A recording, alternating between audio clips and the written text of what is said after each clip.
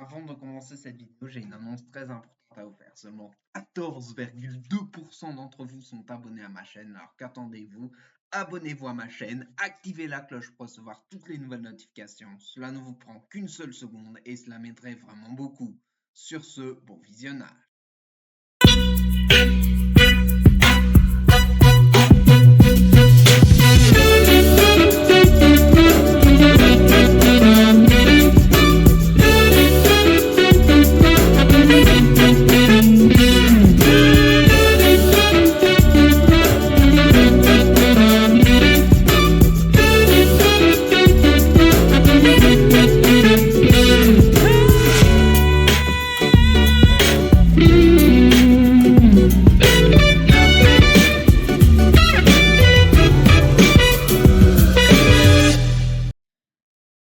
Salut tout le monde, ici Manu Art et bienvenue sur la chaîne de JTV. Alors avant de commencer cette vidéo, j'ai quelque chose à vous dire. Vous avez sans doute remarqué que il n'y aura plus de facecam puisque désormais dans mes futures vidéos, malheureusement, il n'y aura plus de facecam. Bah ouais, je suis désolé, hein, mais c'est comme ça.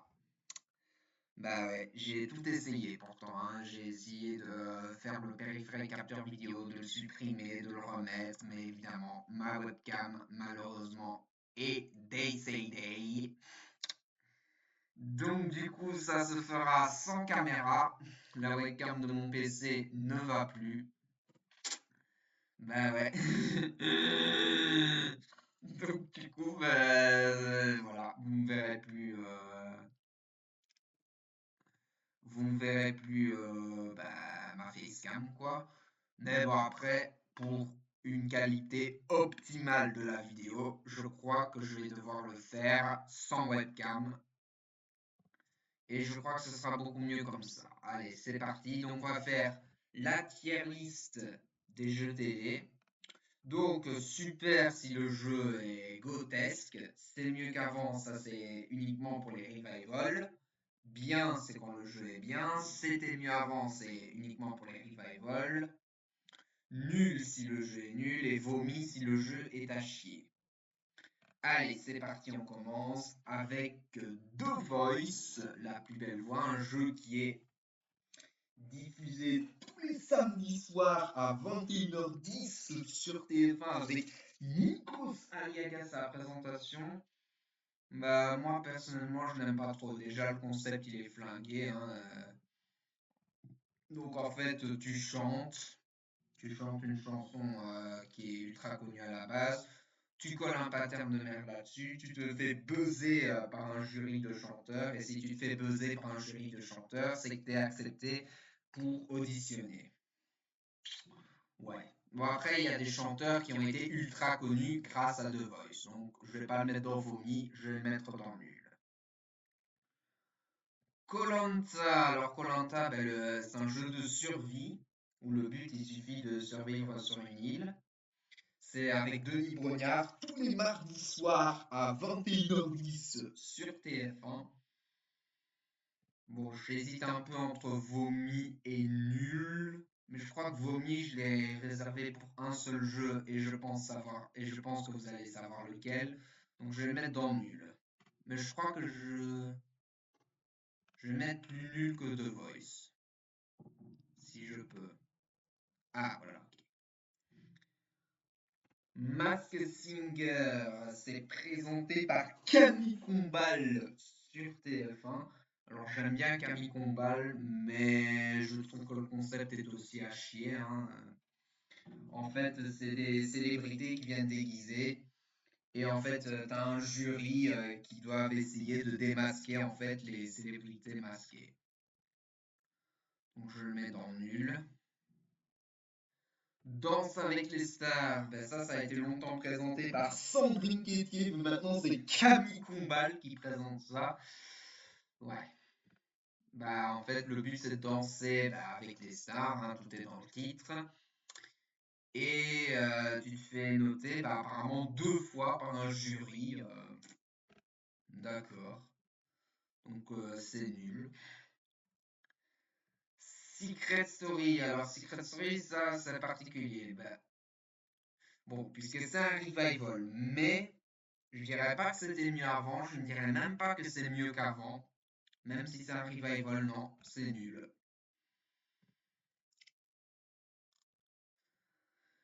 Avec Christophe Beaugrand à la présentation. Alors, qui restera dans la lumière? Bon, je trouve que le jeu est bien. Mais bon, je trouvais que c'était mieux quand c'était la demi-finale à 2, mais comme c'était pas un revival, je vais dire que le jeu est bien. Parce que voilà, hein, je trouve que le jeu est bien.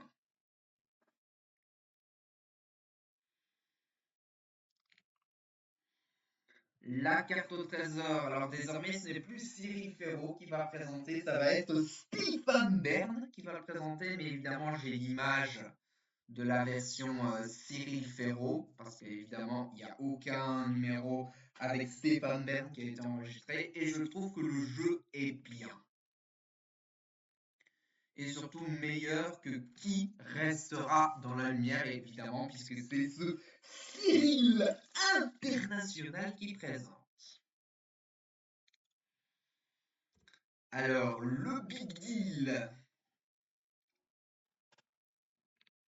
Le Big Deal, c'est avec Vincent Lagaffe. Bon, évidemment, je ne saurais pas dire si c'est mieux qu'avant ou si c'était mieux avant, même si c'est un revival, puisque évidemment, bah, je n'ai que 23 ans, hein, donc, et le jeu s'est arrêté en 2004, donc j'avais genre même pas un an et demi, quoi, enfin, j'avais genre un an et demi quand le Big Deal s'est arrêté. Mais quand j'ai vu le revival, en fait, j'ai vu que le début et je sais pas, on dirait que c'est un plagiat un peu raté du juste prix, donc je trouve que le jeu est nul. Interville, eh ben moi je trouve que c'était mieux avant quand il y avait les vachettes. Parce que oui, j'ai eu la chance de regarder le spécial 50e anniversaire de Interville avec Olivier Mine, Tex, Nathalie Simon, etc., etc. Et je trouve que c'était assez bien foutu, bon, même si c'était le temps d'une seule émission. Je trouve que c'était bien de le faire revenir avec les fameuses vachettes, mais là, après, Nagui a décidé de reprendre l'émission avec Bruno Guillon, Johan Rioux, Camille Serre, Valérie Bègue et Magali Ripoll.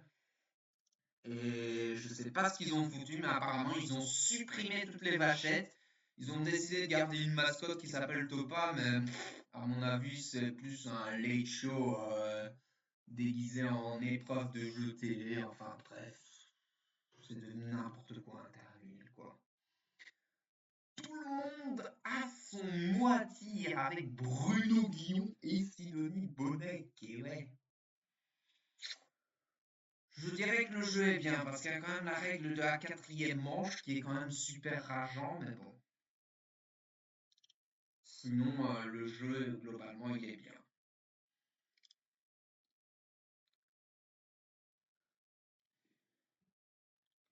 Alors, le maillon faible, avec Olivier Mine à la présentation, bah, je trouve que c'était mieux avant. Bon, j'ai pas eu la chance de regarder la version Laurence Boccolini sur TF1, mais j'ai quand même regardé, j'ai quand même su regarder une ou deux émissions en entier avec Julien Courbet. Alors même s'ils ont supprimé la huitième manche, en fait, je trouve que le jeu était bien. Parce que là, tu avais une cagnotte fixe, et là, je sais pas ce qui se passe, mais depuis que c'est revenu en prime time avec Vincent Dedienne, et après la version hebdomadaire avec Olivier Mine, je sais pas ce qu'ils ont foutu avec la cagnotte, mais la cagnotte est devenue progressive. C'est-à-dire la première manche c'est 2000, puis c'est un coup c'est 3000, puis c'est etc., etc. Enfin bref, c'est devenu n'importe quoi.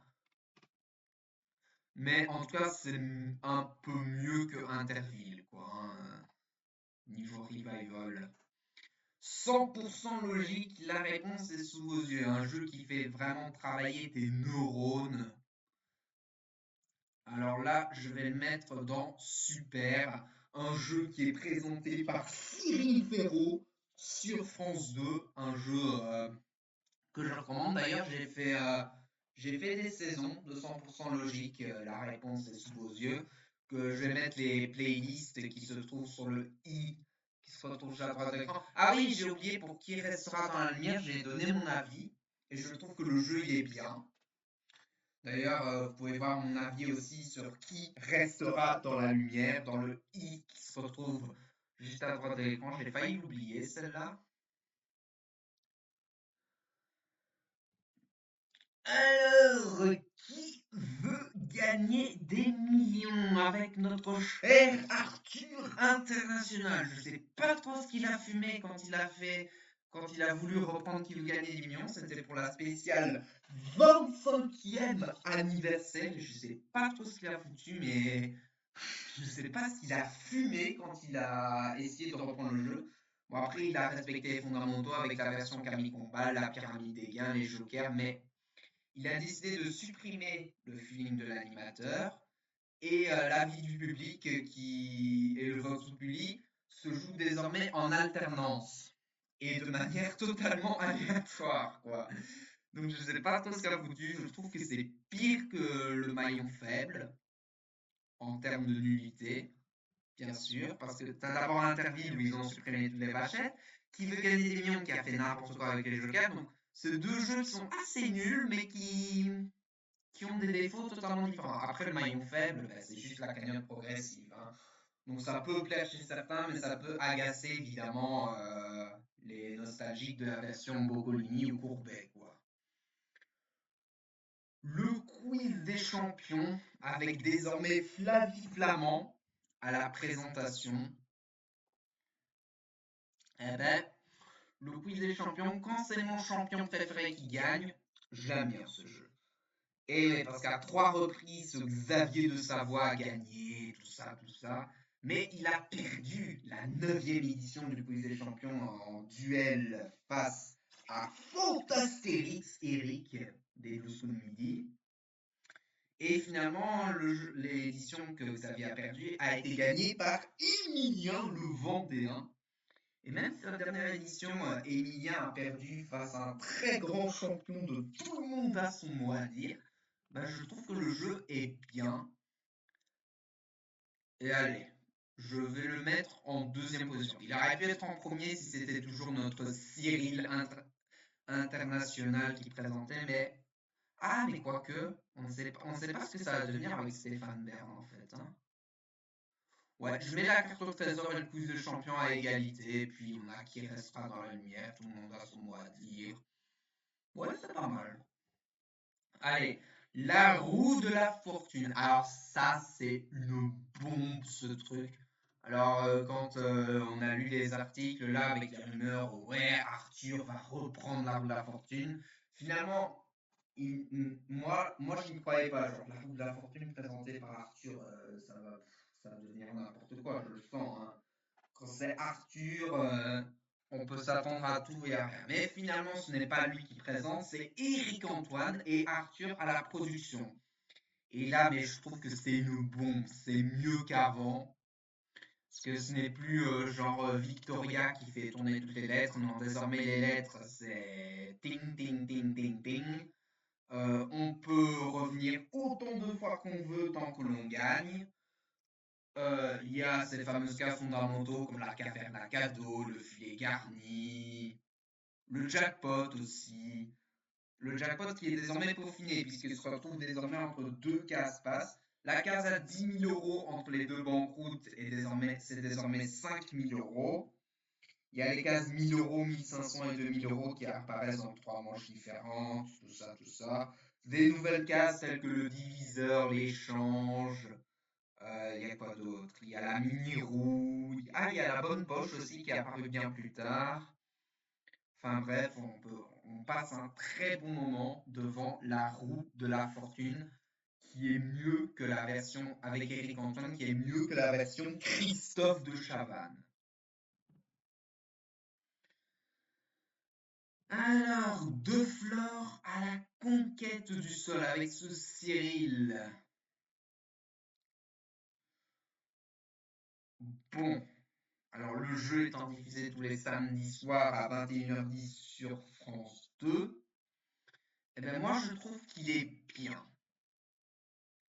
Parce que c'est pas vraiment un jeu de culture générale, c'est plus une grande aventure qu'on voit tous les samedis soirs à 21h10 sur France 2. Je trouve que le jeu est bien parce que c'est pas vraiment de la culture générale, c'est plus des duels en images où, où vraiment tu as 45 secondes pour essayer de deviner les images. En fait, celui dont son chrono retombe à zéro est éliminé. C'est vraiment des duels à élimination progressive. Et à chaque fois, tu t'attaches au candidat et le candidat survivant. En fait, c'est un peu un jeu, un mélange de survie, de reconnaissance et tout ça. Vous pouvez toujours voir ma vidéo avis sur De Flore qui se retrouve sur le i, qui se retrouve juste à droite de l'écran. Alors, le slam avec Théo Curin, ben, je le trouve bien, même si je ne le regarde plus vraiment. Je le trouve quand même bien, mais je vais pas le mettre, voilà. Duel en famille, ça a vraiment un concept, mais de fou.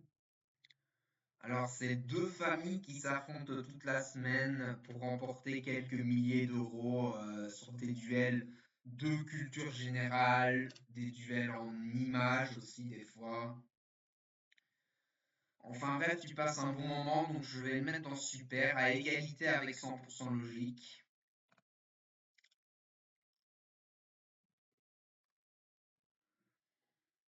Le juste prix avec Eric Antoine à la présentation. Bah, le défaut, c'est la vitrine hebdomadaire, donc je crois qu'il est. Hmm, hmm. Je crois qu'il est à égalité avec le maillon faible. Donc, ouais, parce que qui veut gagner des millions, son gros défaut, c'est le joker. Interville, c'est les vachettes. Le maillon faible, c'est la cagnotte progressive. Là, le juste prix, c'est la vitrine hebdomadaire, alors que le jeu est diffusé du lundi au vendredi. Qui sera le plus nul? Ça aussi, c'est une très grande aventure avec Camille Combal à la présentation. Une très grande aventure, mais qui plus est, en culture générale. Alors, j'hésite à mettre au-dessus de 100% logique et duel en famille, parce que qui sera le plus nul? Évidemment, c'est Camille Combal. Et Camille Combal, on le sait tous, c'est un petit peu le Cyril Ferraud de TF1. Donc, je vais le mettre. Oula, attendez. Je vais le mettre dans super.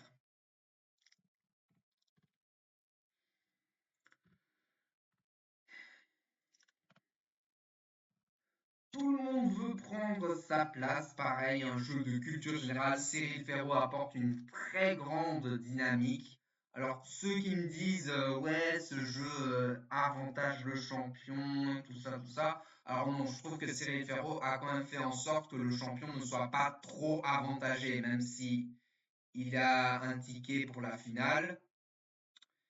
Et il a aussi fait en sorte que s'il fait un sans faute à 30 points, il ait une gagne double. Donc je trouve personnellement que ce jeu n'avantage pas le champion. Et après, mais j'ai aussi reçu dans le commentaire merci Nagui, entre parenthèses, mais c'est pas Nagui qui a décidé que le jeu allait avantager le champion, c'est la boîte Effervescence. Parce que si vous lisez bien le générique, le jeu est conçu par Effervescence Air Production, la boîte de production de Nagui quand. C'était la boîte de production de Nagui qui a produit l'émission, qui a coproduit l'émission quand Nagui était encore à la présentation. Ben, il n'a fait que coproduire l'émission, d'où le principe de coproduction. Mais je trouve personnellement que tout le monde veut prendre sa place. Je le mettrais à égalité quoi, avec les trois autres. Chacun son tour. Je trouve que c'est bien, mais c'est mieux que le slam. Voilà. Star Academy, c'est bien, mais je vais pas le mettre au-dessus de slam. Le dernier cercle avec Arthur, vous pouvez toujours voir mon avis qui se retrouve juste à droite de mon avis sur le jeu qui se retrouve sur le i qui se retrouve juste à droite de l'écran.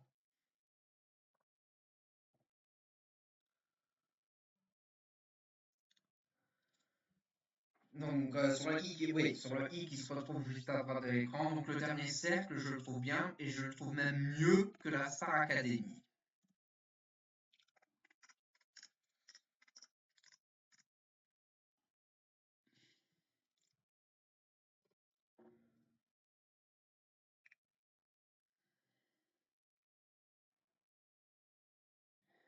N'oubliez pas les paroles avec Nagui à la présentation. Bah, ce jeu, je le trouve nul en fait, hein, parce que moi, je trouve que c'est ce jeu par excellence qui avantage le maestro. Parce que, évidemment, tu as des chansons à 50, 40, 30, 20 et 10 points, et après, tu as la même chanson. Les candidats choisissent deux chansons de part et d'autre. Et évidemment, c'est celui qui a le plus de points qui devient en reste maestro, et en cas d'égalité, le maestro reste maestro. Et évidemment, on commence par le maestro. Et le maestro, qu'est-ce qu'il va faire? Ben, il va prendre le plus grand nombre de points. Donc il suffit qu'on tombe sur des cracks. Et le maestro est hyper avantagé. Donc du coup, je trouve que, n'oubliez pas les paroles, avantage trop son maestro. Donc je le mets dans nul, à égalité avec Mask Singer et The Voice. Oui, koh étant beaucoup plus nul. Hein, parce que un jeu de survie où tu dois juste manger des insectes, c'est bon. Hein. 10 sur 10, combien tu te mets avec Arthur? Bon, ce qui est dommage, évidemment, c'est que le jeu se joue qu'avec des célébrités. Bon, après, vous pouvez voir mon avis qui se retrouve sur le i, qui se retrouve sur le temps d'écran, mais mon avis a évolué. Tout comme le jeu d'ailleurs, hein, puisque souvenez-vous que dans ma vidéo avis sur 10 sur 10, combien tu te mets, j'ai voulu une finale où tu peux gagner jusqu'à 100 000 euros. Finalement, mon souhait s'est exaucé. Quoi. Et ils ont supprimer la manche où évidemment il y avait la question quelle est la couleur des masques de Squid Game qui était rouge, mais rouge était déjà une réponse dans une autre question, ce qui a fait que la manche était assez problématique, elle a fait assez polémique, donc du coup ils ont supprimé. Donc je l'aurais mis dans nul s'ils avaient gardé ce système-là, mais maintenant je le mettrai dans bien, à égalité avec le dernier cercle. Star Academy, il est bien, mais il n'est pas aussi bien que 10 sur 10 qu'on a mais tout ça. 100% logique, entraînez-vous. Je trouve personnellement que tu passes un très bon moment. En plus, c'est présenté par notre Cyril International, décidément. Mon classement des super va être inondé de jeux présentés par Cyril. Bon, il y a un jeu présenté par Camille qui est dans le lot, mais bon. Hein.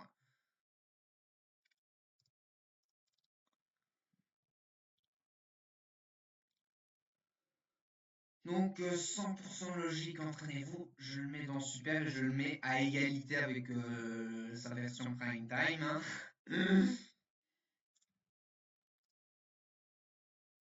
Enfin, avec sa version prime time, ouais, duel en famille qui sera le plus nul, pour distinguer un peu duel en famille qui sera le plus nul et tout le monde veut prendre sa place. Memory qui perd gagne. Ouais, ce jeu va peut-être revenir pour une deuxième saison. Donc du coup, bah, je le mets dans super, mais je le mets en dessous des autres jeux. D'ailleurs, vous pouvez toujours voir ma vidéo avis qui se retrouve sur le i, qui se retrouve juste à droite de l'écran, mais je crois que ce jeu a été assez bien reçu en audience, surtout sur sa case horaire, là, 21h. Donc du coup, voilà, ça va être renouvelé pour une deuxième saison qui sera probablement diffusée le 31 août, je crois. Le grand concours avec Arthur, bah, je le mets dans bien. Dans bien, mais pas aussi bien que la Star Academy. Avec Arthur, donc à égalité avec 10 sur 10, combien tu te mets, et le dernier cercle. Ah ben ça y est, les 12 coups de midi. Alors les 12 coups de midi, ben, je l'aurais mis dans nul à cause de à cause de la première manche là, avec les questions coquines, les questions sur les Français. Mais là maintenant avec la nouvelle règle du coup fatal, maintenant ce n'est plus nul du tout, c'est juste du vomi. Voilà.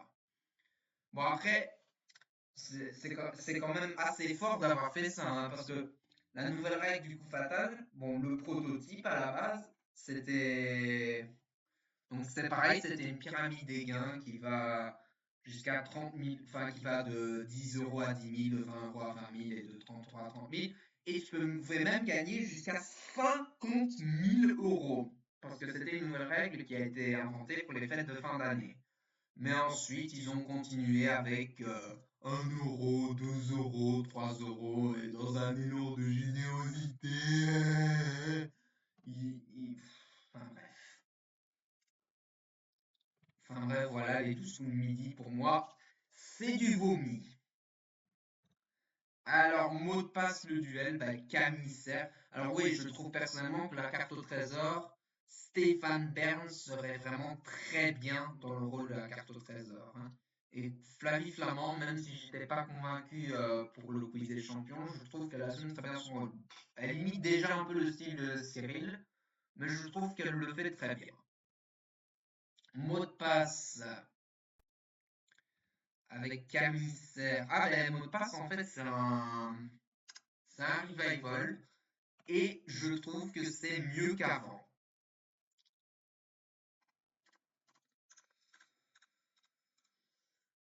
Ben oui, c'est mieux qu'avant, hein, parce que désormais c'est plus. Parce que donc à l'époque de Patrick Sabatier, là, c'était un jeu qui était soit hebdomadaire pendant la période scolaire, quotidienne pendant les grandes vacances, mais ça se faisait one shot. Puis c'était présenté par Laurence Boccolini où c'était quotidienne. Et c'était un jeu où les champions pouvaient revenir défendre leur titre en jeu autant de fois qu'ils le veulent tant qu'ils gagnent, ce qui était déjà assez bien. Et ensuite ça a repris toujours avec Laurence Boccolini, mais qui a récemment été remplacé par Camille Serre, où là désormais c'est une phase à chaque fois qui dure 10 minutes jusqu'à la finale le vendredi, où tu peux gagner jusqu'à 3 000 € one shot. Une famille en or avec Camille Combal. Eh ben là, c'est mieux qu'avant, et je dirais même, c'est mieux que la roue de la fortune et mot de passe, parce que c'est Camille Combal qui présente le jeu. Et ouais, Camille Combal qui présente le jeu, là, retour aux fondamentaux, une finale où tu peux gagner jusqu'à 100 000 €. On a même ajouté une manche bonus où tu peux gagner un très beau cadeau. Alors on a même ajouté une règle où le perdant peut repartir avec un cadeau complètement absurde. Enfin bref, on peut passer un très bon moment devant une famille en or. Le 71, ben, je trouve que c'est mieux que Slam et les jeux d'Arthur, ainsi que la Star Academy. Ah, ça y est, là on arrive à l'élite. Bon, le jeu des 1 000 €.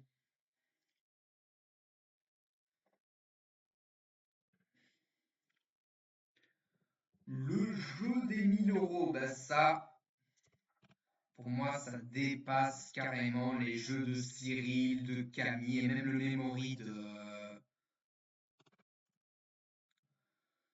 de Damien Thévenot. Le jeu des 1 000 €, c'est vraiment le meilleur jeu qui soit, hein. C'est un jeu qui mêle un jeu convivial de culture générale avec Karine Descendier et Nicolas Soufflet le week-end sur France 3.